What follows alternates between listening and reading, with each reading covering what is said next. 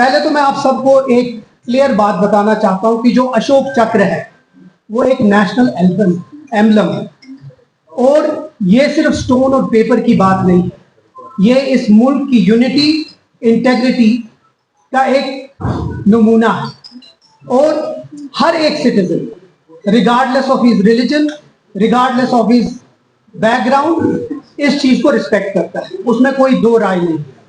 और हमारी जो पार्टी है वो फर्म है इसके कि जो हमारा अशोक चक्र, जो हमारा इस मुल्क का एम्बलम है, उसकी इज्जत बराबर करना। लेकिन उसके साथ साथ एक बहुत इंपॉर्टेंट बात है कि अगर कोई भी उस एम्बलम को मिसयूज करेगा या उसको किसी वहां जगह लगाएगा जहां नहीं लगाना चाहिए, उसके खिलाफ एक्शन होनी चाहिए।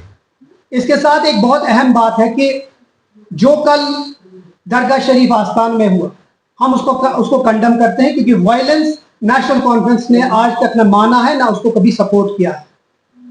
इसका तरीका बेहतर हो सकता था, बेहतर तरीके से उसको हैंडल किया जा सकता था, लेकिन नहीं किया गया क्योंकि इसमें रिलीजियस सेंटिमेंट जो है उसमें वो हर्ट हुए हैं। उसी के बरक्स कुछ ऐसी चीजें हुई जो नहीं होनी चाहिए, वो अफसोस है।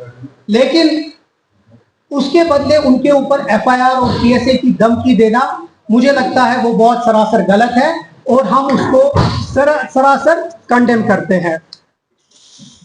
सबसे इंपॉर्टेंट चीज जो मैं यहां बोलना चाहूंगा कि इस मुल्क में और इस रियासत में जब भी आपने देखा होगा कि यहां जब भी फाउंडेशन स्टोन्स लगे किसी भी जाए, चाहे वो इस मुल्क के टॉप लीडर हो या इस रियासत के टॉप लीडर हो, कभी भी उनने फाउंडेशन स्टोन पे नेशनल एम्बलम का यूज नहीं किया है।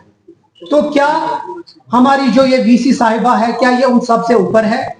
क्या ये उन सब से ऊपर है? क्या इस कॉन्स्टिट्यूशन से ऊपर है?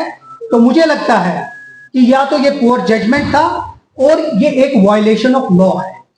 तो इस पार्टी की और हम एमएलए का डिमांड है कि उसका इमीडिएट डिसमिसल होना चाहिए। We demand immediate dismissal of the vice chairman of Waqf board. उसके साथ जो भी, क्योंकि एक वायलेशन ऑफ लॉ है, जो भी एक्शन हो अंडर लॉ उसके खिलाफ एक्शन लिया जाना चाहिए। अब जहां तक इसकी बात करें, मैं आपको थोड़ा सा इसके ऊपर बात बताऊंगा कि जो स्टेट एम्बलम का लॉ है, जो एक्ट है 2005 का, वो एम्बिगुअस है और उसमें क्लियरली मेंशन है the emblem can not be used for religious purposes without explicit government permission.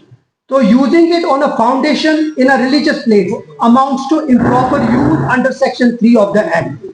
अब इसके खिलाफ लॉ भी खिलाफ है इसके, और जो वो यूज है वो भी खिलाफ है, क्योंकि किसी भी जगह, किसी भी रिलीजियस जगहों पे ये यूज नहीं। हम बार बार वही बात कर रहे हैं कि जो वीसी साहिबा है उसके खिलाफ इमीडिएट एक्शन होनी चाहिए और उसको उसके ऑफिस से डिसमिस करना चाहिए। दूसरी चीज जो बहुत अहम है, नेशनल कॉन्फ्रेंस के जो ऑनरेबल मेंबर लेजिस्लेटिव असेंबली है, हम सब लोगों ने आपस में मीटिंग करके एक फैसला किया है कि हम ऑनरेबल स्पीकर साहब को एक चिट्ठी भेजेंगे और वो चिट्ठी हर किसी की तरफ से साइन होगी और हम उसमें एक हाउस कमेटी का मांग करेंगे, एक्सप्लोर करेंगे कि कोई पॉसिबिलिटी है जिसमें हम हाउस कमेटी फॉर्म कर सके। जो भी बंगलिंग वक्फ बोर्ड में 2019 के बाद हुई है, वो चाहे हजरतबल में हो, एम्बेसमेंट में हो, हजरतबल में टेंडरिंग प्रोसेस में, क्योंकि बहुत सारे लोग ये कहते हैं कि टेंडरिंग प्रोसेस बाज़ाब्ता किसी के लॉ के हिसाब से नहीं हुई, दिया गया है, ऑनलाइन नहीं हुआ। और दूसरा, अलॉटमेंट ऑफ कॉन्ट्रैक्ट जो हुआ वो किसी से पूछ के नहीं हुआ, खुद ही जिसको जिसकी पसंद थी उसको दे दिया।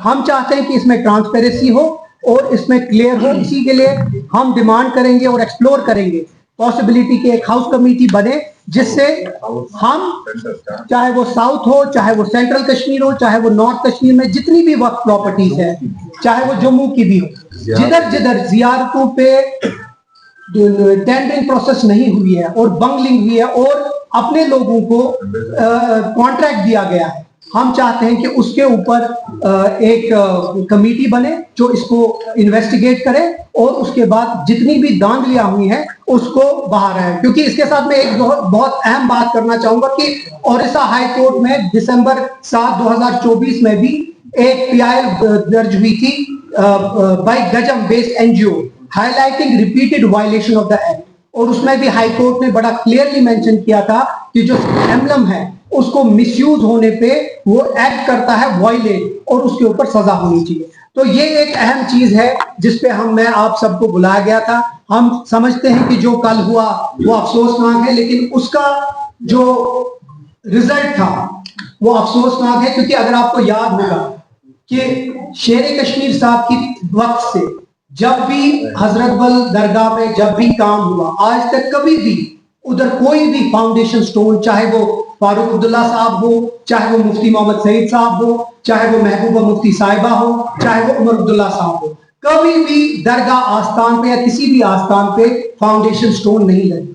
तो ये किस मकसद से किया गया? क्या जानबूझ के ये किसी तरीके से रिलीजियस सेंटिमेंट्स को हर्ट करने के तरीके से हुआ? उस चीज पे भी हमें गौर फिक्र करनी है, और हमारी डिमांड होगी कि पुलिस इस पे एक्शन ले, मिसयूज और जो वायलेशन हुआ उस पे एक्शन ले, और जो कल वहां एक इंसिडेंट हुआ उस पे PSA की जो धमकी दी गई उससे पता चलता है कि ये लोग सिर्फ इंटिमिडेट करना चाहते हैं और किसी तरीके से कश्मीर के लोगों को ये किसी तरीके से इंटिमिडेट करना चाहते हैं और गुंडागर्दी करना चाहते हैं। जो और सबसे बड़ी अफसोसनाक है, रिलीजियस सेंटिमेंट हर्ट हुए। मैं फिर से वो बात को रिपीट करूंगा कि जो वायलेंस हुआ, जो वहां हुआ, वो होना नहीं चाहिए, लेकिन उसको सबको, पूरे कश्मीर को दहशतगर्द बनाना और उनको कहना कि ये दहशतगर्द और टेररिस्ट है क्योंकि ये रिलीजियस सेंटिमेंट हर्ट हुआ है। इसके बरक्स की VC साहिबा माफी मांगती कश्मीर के लोगों से कि एक रिलीजियस प्लेस पे उनकी सैंक्टिटी को ब्रेक किया, वो उनको दहशतगर्द करके उनके ऊपर PSA लगाने की धमकी देती है। हम उसका पुरजोर तरीके से मजम्मत करना चाहते हैं और यही चीज opening dismissal of a vice chairperson, but it is under the jurisdiction of CM. तो आप किसको ये अपील कर रहे हैं कि उसको डिसमिस करने की? देखिए, क्योंकि ये सेंट्रल एक्ट की तरफ से है, वो जस्टिस साहब भी इसके ऊपर बात करेंगे। हम चाहते हैं, चाहे वो, क्योंकि ये LG के हिसाब से है, तो हम चाहते हैं कि जल्द से जल्द। But you often say that only police is under my jurisdiction. Rest all that is under the CM's office. देखिए, ये सेंट्रल वक्फ बोर्ड के अंडर आता है।